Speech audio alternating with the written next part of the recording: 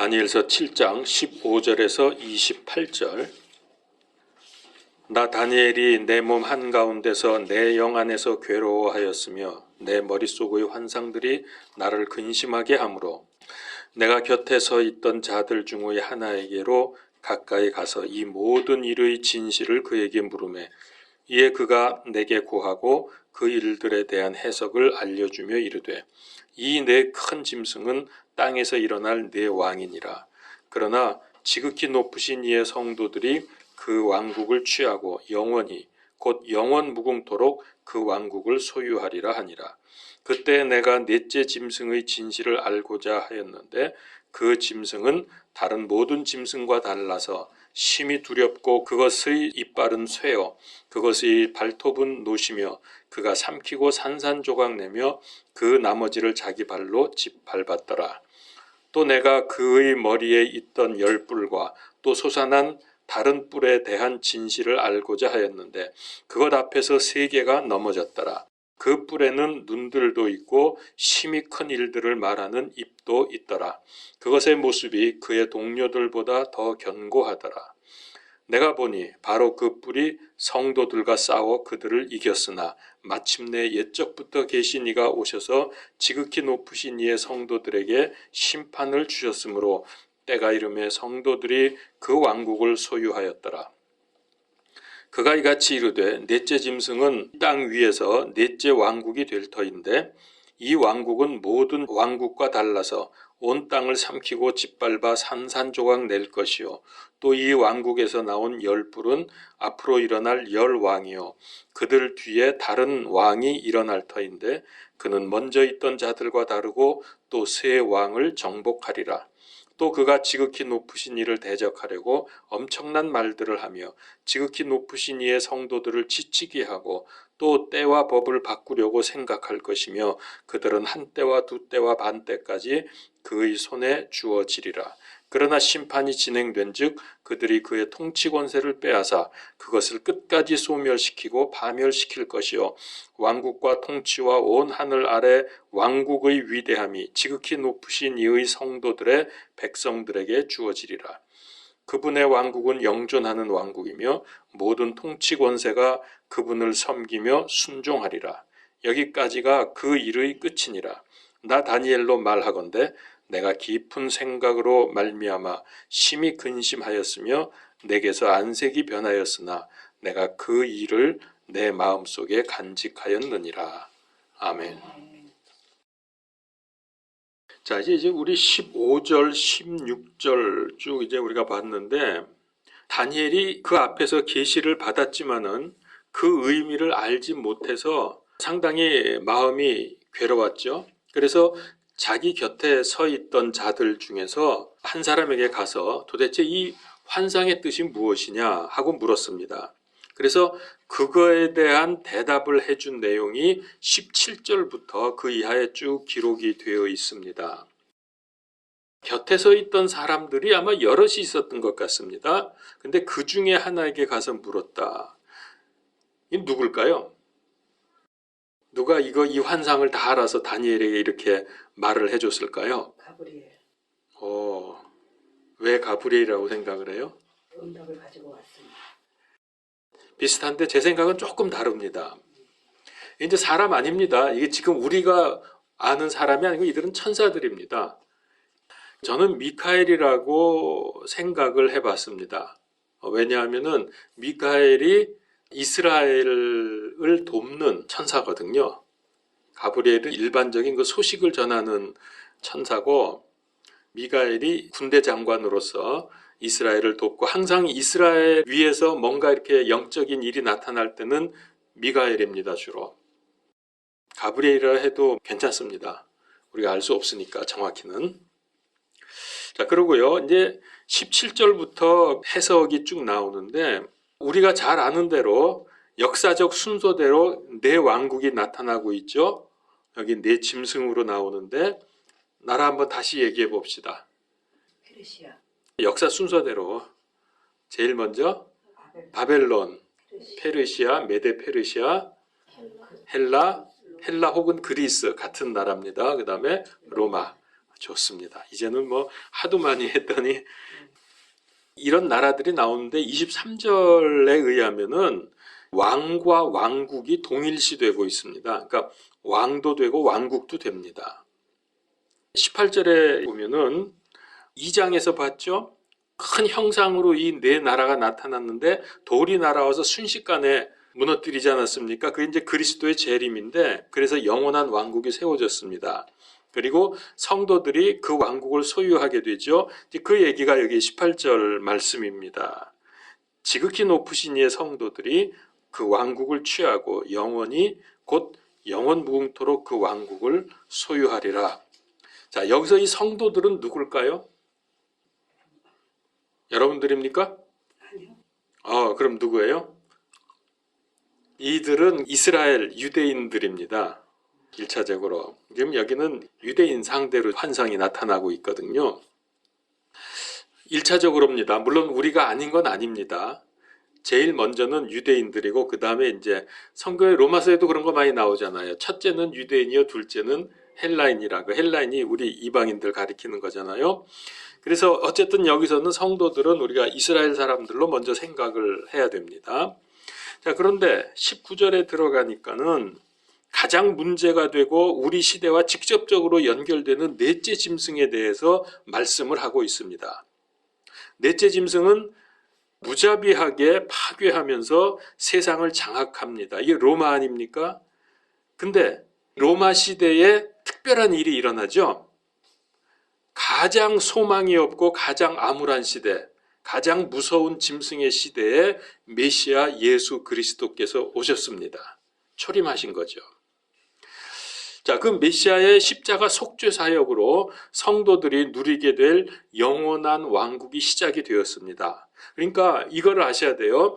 예수님이 오셔서 십자가를 통해서 복음을 우리에게 주심으로 해서 그때부터 하나님의 왕국, 앞으로 있을 영원한 왕국이 그때 이미 시작이 된 겁니다. 그리고 지금까지 쭉 그 왕국이 확장되어 가고 있습니다. 그 왕국이 뭐죠? 지금 뭐라고 하는 거죠?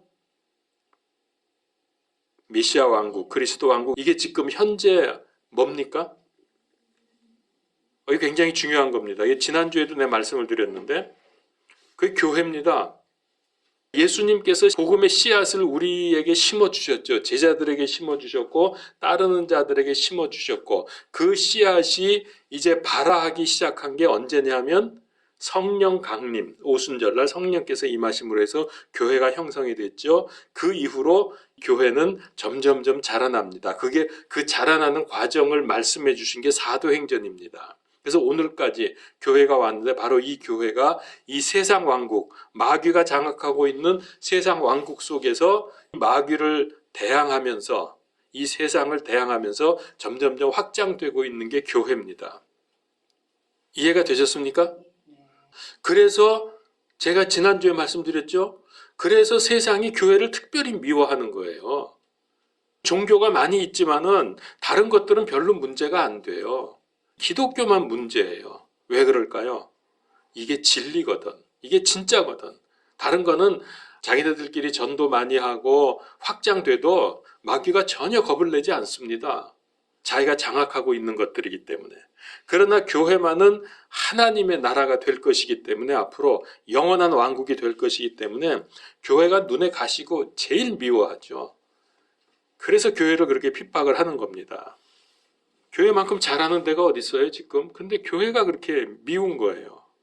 교회 때문에 문제가 된다 그러고. 로마는 예수님 시대 이후에 지금까지 계속 존재하고 있습니다.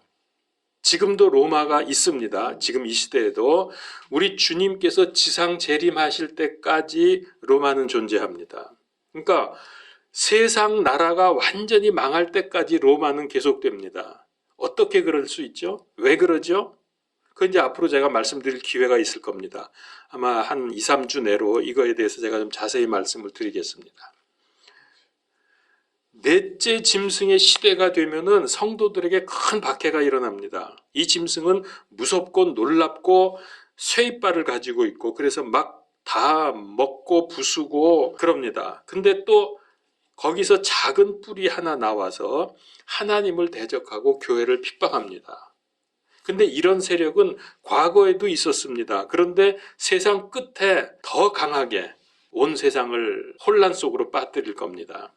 혼란이라는 게 결국 교회인데, 기독교. 교회를 지금까지보다도 더 엄청나게 크게 핍박을 할 겁니다. 그러니까 자 보세요. 세상 왕국과 하나님의 왕국인 교회, 세상 왕들과 성도들 아주 극명하게 대조되지 않습니까?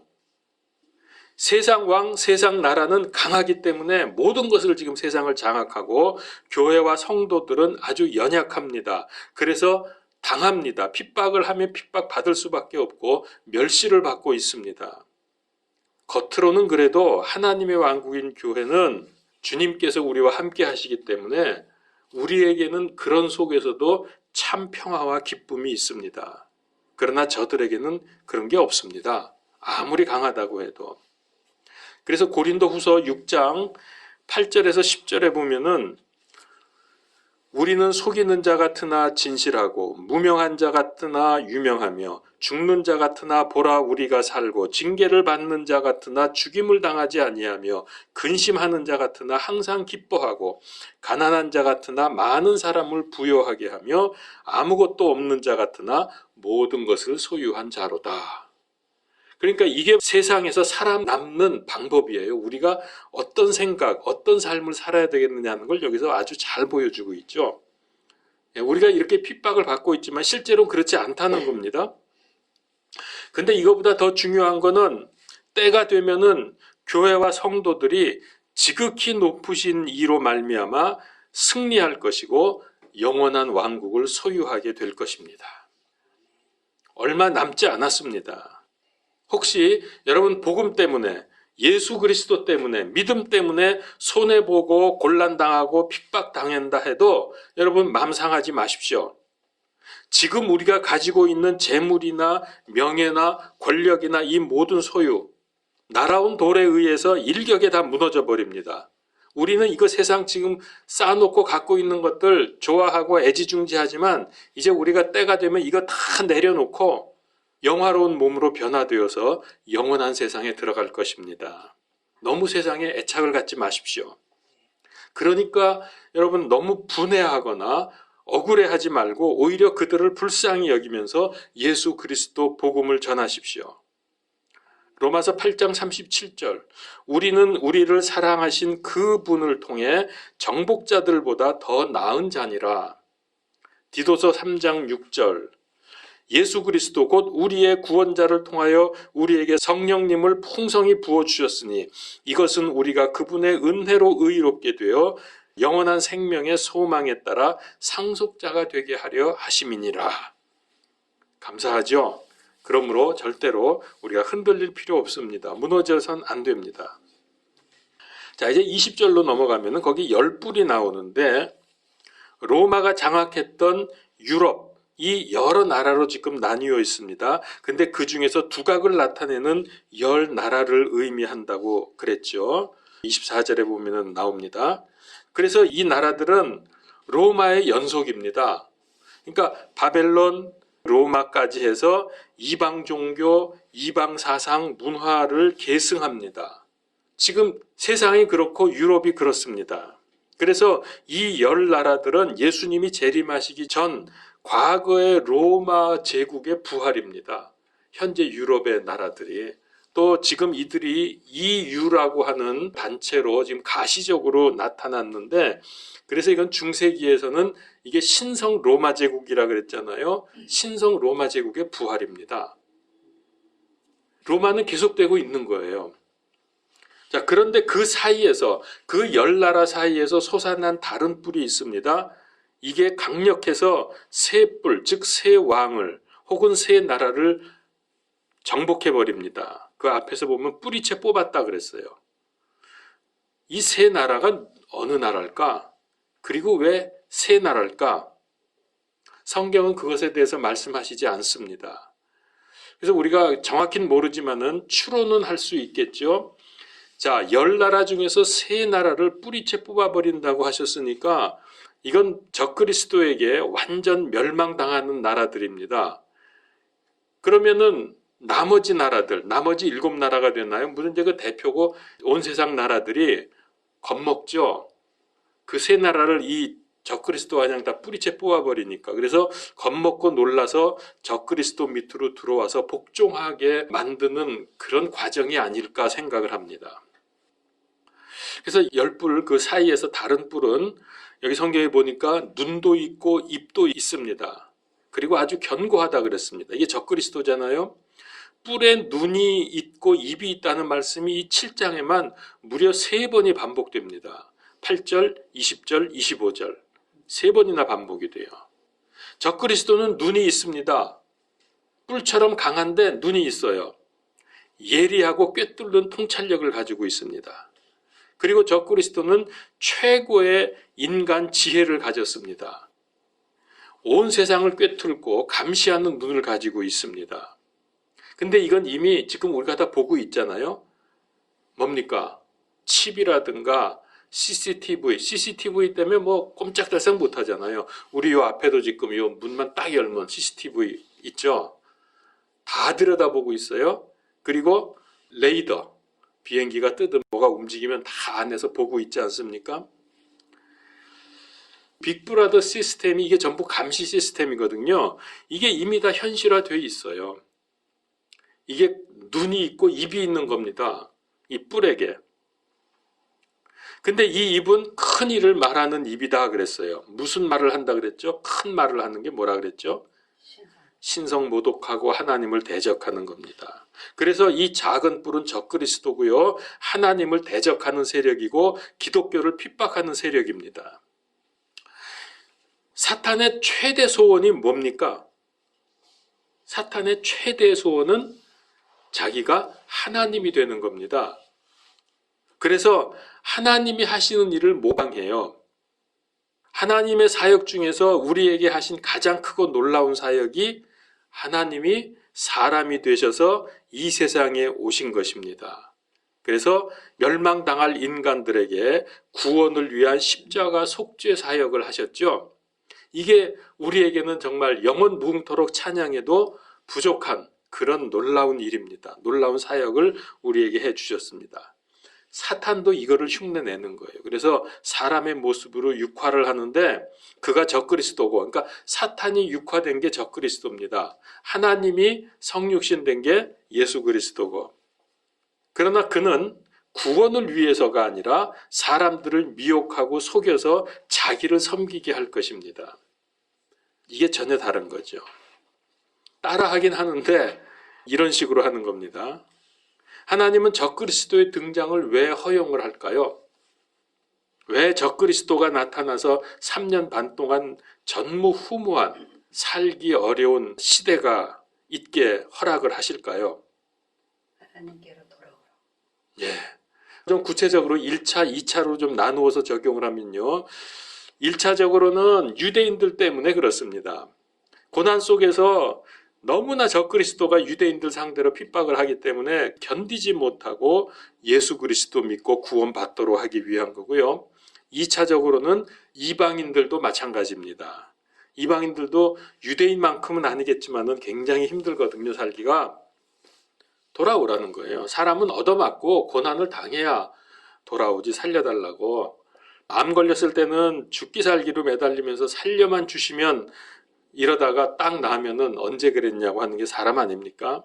그래서 이런 핍박을 적그리스도를 등장시키고 그렇게 함으로 해서 하나님께서 구원받을 자들을 세우는 거죠. 그런데 이게 그냥 하나님이 하시면 안 돼요. 하나님은 우리에게 자유의지를 주셨기 때문에 무조건 그냥 믿도록 만드시는 게 아니라 자유로운 상태에서 하나님을 선택하고 섬기는 사람들을 원하시는 겁니다. 그래서 적그리스도를 통해서 사람들이 하나님을 선택하고 섬기는 것이 진심인지 아닌지 구분하시기 위함입니다.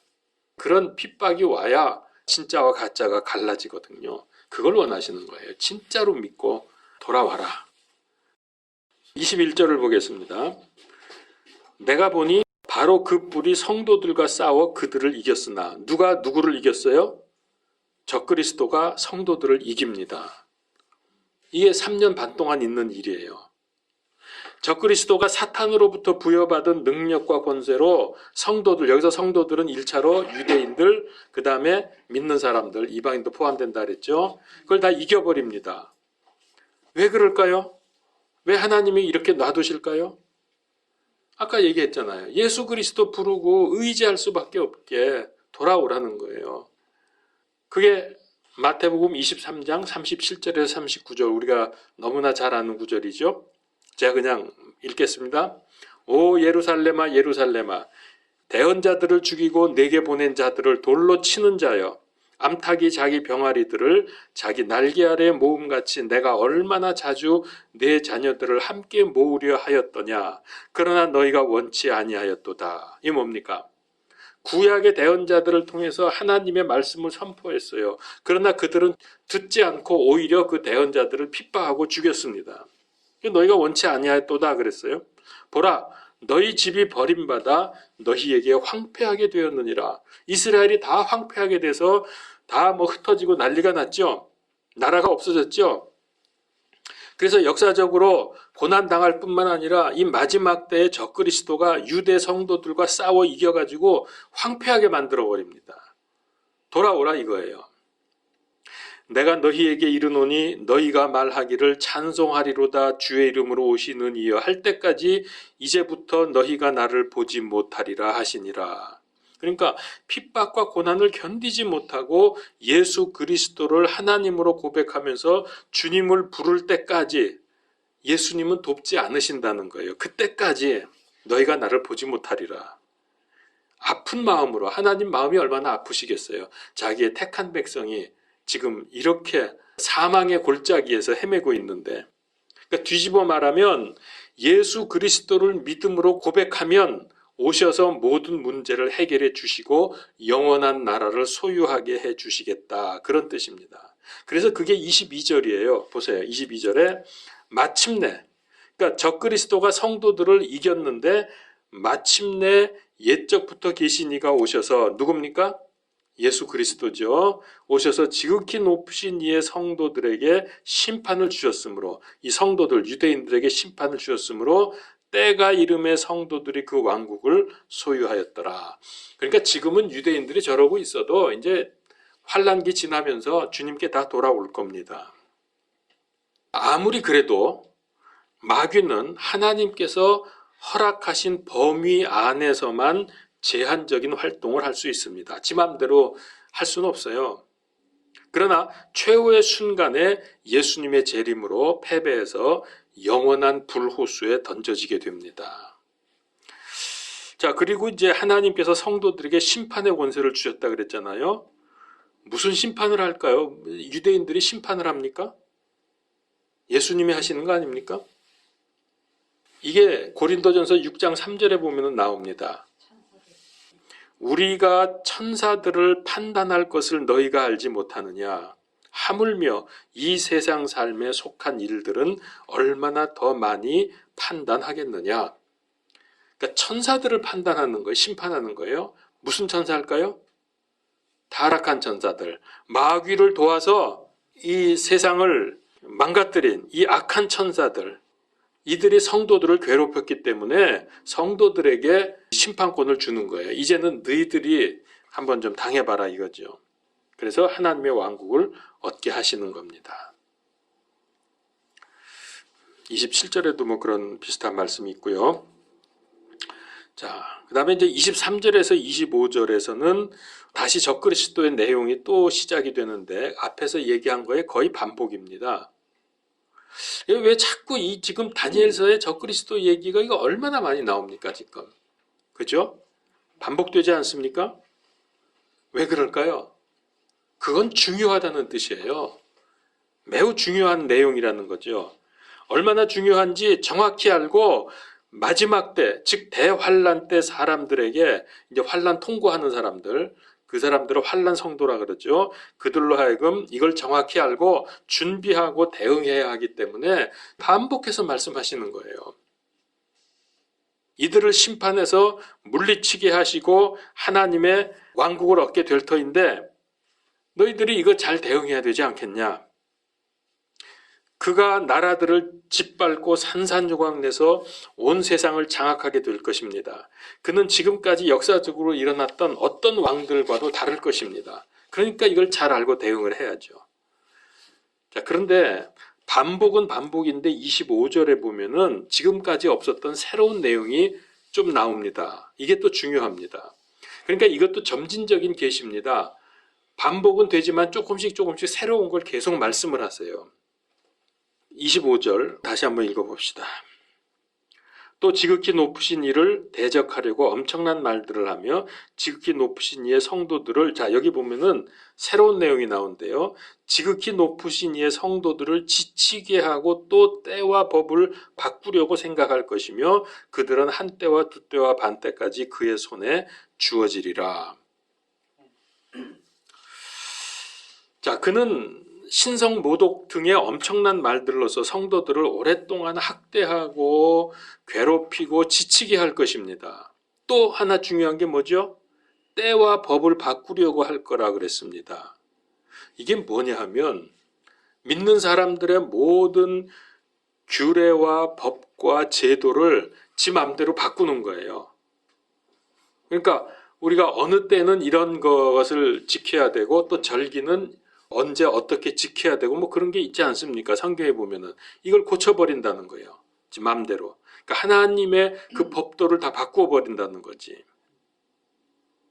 하나님께서 제정하신 것들 또 전통적으로 사람들이 이어왔던 그 삶, 행위들의 그 기본적인 것들의 때와 법을 변경시킬 것입니다. 그러니까 예를 들면 뭐 하나님께서 정해준 게 한 주일은 7일, 그 다음에 마지막 날은 안식일로 쉬는 날, 지금은 우리 주일로 지키지만은 이걸 바꿔버릴 수 있는 거죠. 역사적으로도 그런 일이 있었습니다. 소련 시대에 그랬고 중국에서도 그랬죠. 일을 좀 많이 시키려고 6일 일하고 하루 쉬지 못하게 하고 8일 일하고 하루 쉬고 또 러시아인가에서는 열흘 일하고 하루 쉬도록 이렇게 바꿔버렸어요. 한때. 그렇게 하면은 더 일 많이 시킬 줄 알았더니 그러니까 사람들이 더 못하는 거예요. 그 사이클이 안 맞아가지고 그래서 다시 이제 6일 일하고 하루 쉬도록 다시 고쳤는데 이런 일들. 이제 이런 식으로 만약에 다 바꿔버리면은 사람들의 인생관과 내세관과 모든 가치관이 달라지게 됩니다. 이런 일이 벌어질 때 이제 당연히 이 성도들이 성경도 전부 압수당할 것이고 모이지도 못할 것이고 한 번도 경험해 보지 못한 기독교 박해 시대를 맞이하게 될 것입니다. 성도들은 그의 치하에서 한 때와 두 때와 반 때 동안 순환을 당합니다. 특별히 여러분 성경 한번 찾아보세요. 창세기 1장 14절입니다. 제가 이 구절이 자꾸 마음에 걸린다 그럴까 뭐라 그럴까 하여튼 이게 자꾸 연결이 돼요. 제 마음속에. 1장 14절을 보세요. 하나님께서 이르시되 하늘의 궁창에 광채들이 있어서 밤에서 낮을 나누고 또 그것들은 표적들과 계절들과 날들과 해들을 나타내라. 넷째 날 얘기거든요. 넷째 날에 하나님께서 우주와 천체를 만드셨는데 그것들을 통해서 돌아가지 않습니까? 뭐 공전하고 자전하고 이런 거. 그거를 통해서 표적들과 계절들과 날들과 해들을 나타내도록 하나님이 그렇게 정하셨거든요. 이거는 지금 뭐 불신자들은 이 우주가 50억 년이 넘었다는데 나이가 어쨌든 그 긴 기간 동안에 0.1초의 오차도 없이 정확하게 지금 이 우주는 돌아가고 있습니다. 하나님 그렇게 하시는 거예요. 그런데 때와 법을 바꾼다 그랬기 때문에 이런 것들도 손을 대는 것이 아닌가. 물론 운행을 바꿀 수는 없죠, 마귀가. 근데 거기에 맞춘 계절이나 어떤 때 뭐 하는 일 이런 것들을 적그리스도가 손을 댈 것 같아요. 그래서 하나님의 주권적인 영역에 속한 것들을 바꾸어서 자기가 하나님이라고 주장할 겁니다. 내가 이렇게 바꿀 거야 이렇게 하면 이제 끝나는 거죠. 그래서 극단적인 교만을 드러내죠. 이제 이런 일들이 계속되면은 사람들의 인생관과 신앙관과 가치관이 달라지게 되죠. 그래서 마지막 한 일회가 7년인데 그거를 반으로 줄여주셨잖아요. 하나님께서 3년 반으로 한때, 두때, 반때. 그러니까 이 기간은 적그리스도가 성도들을 괴롭히는 기간이면서 성도들을 구원하기 위해서 하나님이 단축시킨 기간이기도 합니다. 양면성이 있는 거예요. 이 대환란 기간은 적그리스도가 날뛰는 기간이기도 하면서 사실 우리에게는 은혜의 기간입니다. 왜냐하면 이 기간을 통과하면서 하나님을 믿어야 되기 때문에, 안 믿을 수가 없기 때문에. 물론 다 믿는 건 아니지만 끝까지 안 믿는 사람도 많지만은 하나님께서 구원받는 사람들을 늘리기 위해서 강하게 지금 핍박을 허락하시는 거죠. 마태복음 24장 21절 22절에 그때 큰 환란이 있으리니 세상이 시작된 이래로 이때까지 그런 환란이 없었고 이후에도 없으리라. 그 날들이 짧아지지 아니하면 어떤 육체도 구원을 받지 못할 것이로되 선택받은 자들을 위하여 그 날이 짧아지리라. 보세요. 하나님의 은혜 아닙니까? 만약에 7년을 다 하게 되면 구원받을 사람이 없다 그래서 너무너무 힘들어서 결국은 다 무너집니다. 그러기 전에 하나님께서 구원을 위해서 반으로 줄여주셨다. 그래서 이 기간 동안 예수님의 재림 직전에 어마무시한 핍박이 대환란 기간입니다. 이건 계시록 13장 5절에도 나옵니다. 또 용이 그에게 큰 것들을 말하며 신성 모독하는 이불 줌에 또 42달 동안 지속할 권능을 준다 그랬어요. 42달이 한때, 두때, 반때, 3년 반이고 이걸 또 날수로 계산하면 1260일입니다. 이 말도 계시록에 나오죠. 그래서 영적으로 보면은 대환란이 주님의 재림을 예비하는 사건입니다. 주님께서 재림하실 수밖에 없는 그때가 되는 거죠. 왜냐하면은 유대인들을 비롯해서 세상 많은 사람들이 예수님을 하나님으로 구원자로 받아들이기 때문입니다. 그럼 이제 주님 재림하시는 거죠. 다니엘서 26절을 봅니다. 그러나 심판이 진행된 즉 그들이 그의 통치 권세를 빼앗아 그것을 끝까지 소멸시키고 파멸시킬 것이요. 자, 적그리스도가 그렇게 기세등등하게 온 세상을 다 장악하고 사람들을 핍박을 했는데 그 통치 권세를 빼앗기고 완전히 멸망당합니다. 이 적그리스도가 통치 권세를 빼앗길 때 사람들은 그때 드디어 저가 진짜 그리스도가 아니었구나 하는 것을 깨닫게 될 겁니다. 사람들은 그를 그리스도로 알고 따르잖아요. 그래서 적 그리스도 아닙니까? 근데 알고 보니까 아니야. 멸망당하는 것을 보면서 저거 아니네. 정신 차리겠죠? 그땐 이미 주님이 재림하신 다음이죠. 그래서 이제 대환란이 끝나고 영광스러운 그리스도의 천년왕국 시대가 도래합니다. 자, 그는 세상의 정치, 종교를 장악할 것이고 또 종교적인 창녀, 천주교 그렇습니다. 천주교의 도움으로 권세를 갖게 됩니다.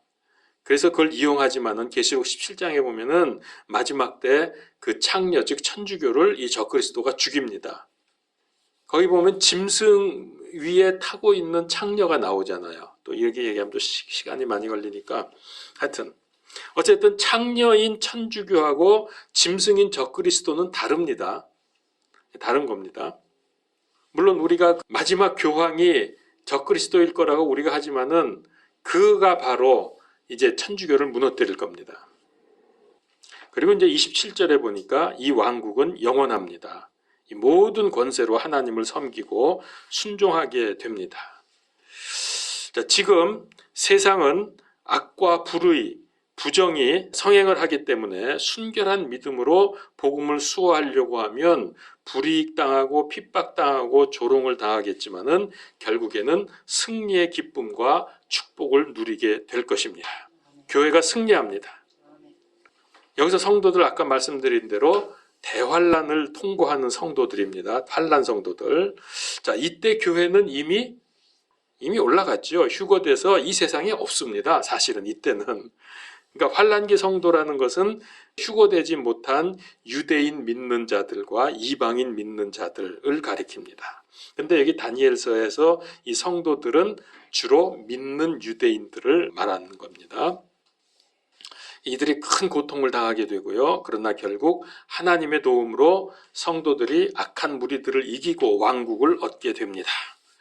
자, 이렇게 해서 이제 7장이 끝나는데요. 그러면 신약 성도인 우리들은 어떻게 믿음 생활을 해야 합니까? 여러분, 이제 우리는 그냥 믿는 게 아닙니다. 지금까지처럼 하시면 안 돼요. 간절하고 뜨겁게 믿어야 합니다.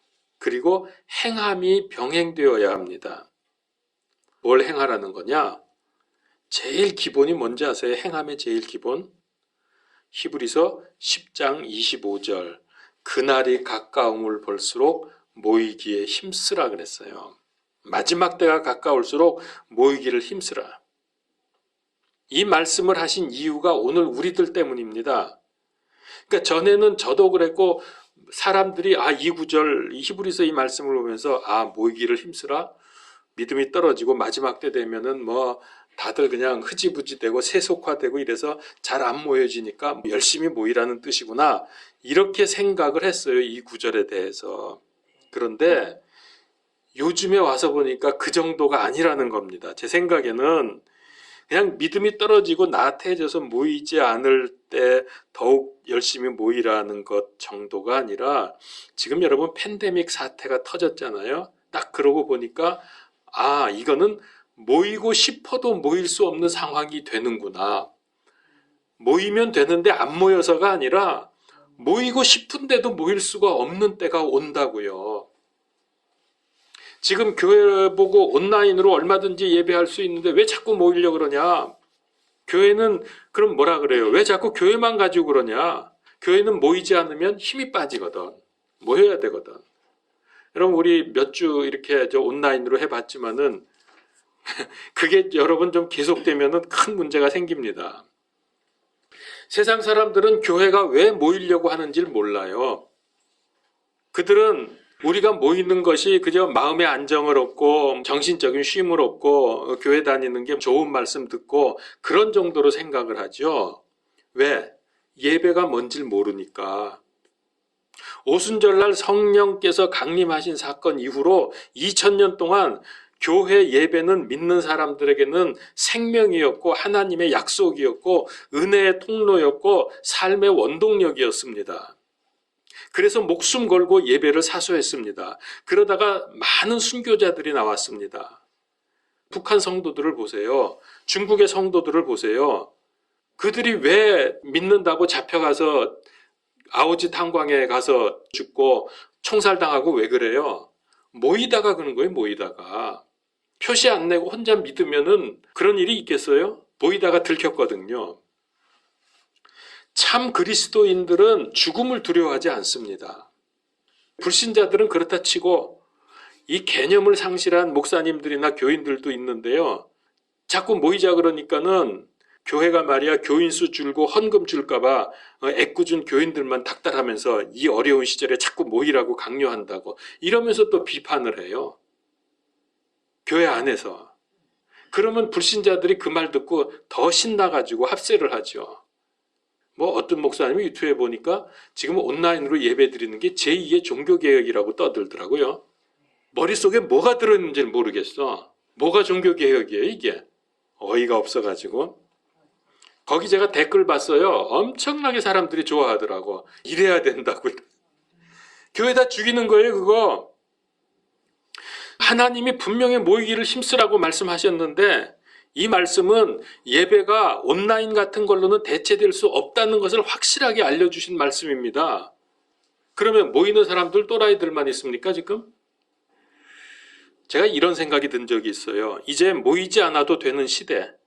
전에는 모이지 않으면 교회 안 나오면은 저 사람 믿음이 왜 저래? 이렇게 비난을 받았는데 이제는 모이지 않는 게 정상으로 오히려 모이면 불법인 시대가 되었습니다. 더구나 매스컴이 여론몰이하면서 교회가 자꾸 모이기 때문에 바이러스가 확산되는 거 아니냐? 교회가 바이러스 확산의 주범이라고 프레임을 씌워버렸습니다. 나흘 전인가요? 여러분 보셨습니까? 국감하는데 8.15 그 모인 사람들, 주동자들을 살인자라고 말하더라고요. 그거 들으셨습니까, 여러분? 그것 때문에 또 유튜브에서 난리 났죠. 아니, 8.15 모인 사람들이 살인자입니까? 직장과 식당과 마켓, 전철 이런 거는 생존과 직결되는 거니까 할 수 없다고 그렇게 말을 하는데 여러분 그런 바이러스가 지능을 가지고서 식당이나 직장이나 전철에는 안 들어가고 있다가 교회만 모이면 거기 들어가서 발병합니까? 이게 말도 안 되는 소리들을 해요. 여러분 모여야 합니다. 왜냐하면 모여야 영적으로 유지되고 성장되니까. 왜냐하면 식당과 전철과 나이트클럽 뭐 이런 것들은 괜찮고 천주교, 불교, 이슬람교는 괜찮고 교회만 안 된다며 정치적으로 이용을 하기 때문에 그러는 거예요. 교회가 무슨 뭐 무조건 반대하고 엇나가는 거 아닙니다. 하긴 교회가 무섭지. 진리가 있으니까 여기에. 만약에 식당과 직장이나 전철이나 다 폐쇄하면 교회 보고 모이라 그래도 안 모여요. 교회만 못하게 하니까 그러죠. 이제는 모이면은 비난받는 시대가 되었습니다. 여러분 그래도 모여야 합니다. 학생들이 학교 못 가니까 공부 안 합니까? 북한의 주민들이 배급 안 주니까 굶어 죽습니까? 수단 방법 가리지 않고 공부하고 배급 안 주면은 나무 껍질이라도 벗겨 먹잖아요. 왜? 나무 껍질 벗기지 말라 그래요. 그 북한에서 그랬다 그래요. 나무 죽는다고. 나무 죽는다고 내가 죽을 수 없잖아. 그러니까 나무 껍질이라도 벗겨 먹는다고. 교회 모이지 말라니까 온라인으로 대체하면 되는 게 아니에요. 온라인 예배 계속 드리면 얼마 안 가서 반드시 영적으로 힘 빠지고 결국 교회는 무너집니다. 마귀가 이걸 잘 알고 있어요. 우리 교회는 작아서 모이기가 좋죠. 잘 모입시다. 우리 나중에 아무리 애써도 모일 수 없는 본격적인 핍박 시대가 온다고요. 대환란 전에도 있다니까 그런 때가 온다니까요. 지금보다 더 많이 더 열심히 영적 생활 해야 됩니다. 이제 진짜로 못 모이게 될 때 막 경찰들이나 군인들이 다니면서 잡아가고 팔 비틀고 고문하고 이럴 시대가 와요. 그때는 여러분 어떡합니까? 그때는 개인적으로 영적 생활을 해야 됩니다. 죽기 살기로 해야 됩니다. 교회 오고 가는 시간 더하고 오고 가는 열정 더해서 지금보다 2배, 3배 영적 생활에 더 힘을 써야 돼요. 달란트 비유 아시죠? 마태복음 25장 28절에 그런즉 그에게서 그 달란트를 빼앗아 10달란트 가진 자에게 주라. 있는 자마다 받아서 풍성하게 될 터이나 없는 자는 있는 것까지도 빼앗기리라. 이게 영적인 원리입니다. 영적 생활 열심히 지속하면서 하나님을 바라는 사람은 점점 더 풍성한 은혜를 누리지만은 영적 생활 하지 않아서 영적으로 침체되면 작은 믿음조차도 사라져버리고 말 것이기 때문에 있는 자는 점점 더 많아질 거고 없는 자는 있는 것도 빼앗겨서 끝장날 겁니다. 이게 영적인 원리예요. 사랑하는 성도 여러분들, 우리가 지금 마지막 때를 맞이해서 마지막 때에 관한 말씀을 나누고 있습니다. 이 시대는 어떤 상황인지 그리고 어떻게 믿음 생활을 해야 할지 깨어서 세상 눈치 보지 말고 먼저 하나님의 나라와 의의를 구하는 삶을 사시기 바랍니다. 기도하겠습니다. 하나님, 참 우리는 특별한 시대에 살고 있습니다. 어쩌면 살아서 휴거될 수도 있는 축복을 누릴 수도 있을 것 같은 예감이 듭니다. 하나님, 어쨌든 우리가 남은 우리의 생애 동안에 마음과 뜻과 정성을 다하여 목숨을 바쳐서 예수 그리스도 섬기고 증거하는 하나님의 자녀들이 되기를 원합니다. 세상의 것 우리가 가지고 있어 봤자 다 놓고 올라가야 될 텐데 그것에 연연하면서 나태하게 믿음 생활 하다가 주님 앞에서 책망받는 일이 없기를 원합니다. 주님, 이제 그런 마지막 때의 서곡이 울려 퍼지고 있는데 깨어 기도하며 올바른 믿음 생활하는 우리 모두가 다 되게 하여 주시옵소서. 예수 그리스도 이름으로 기도하옵나이다. 아멘.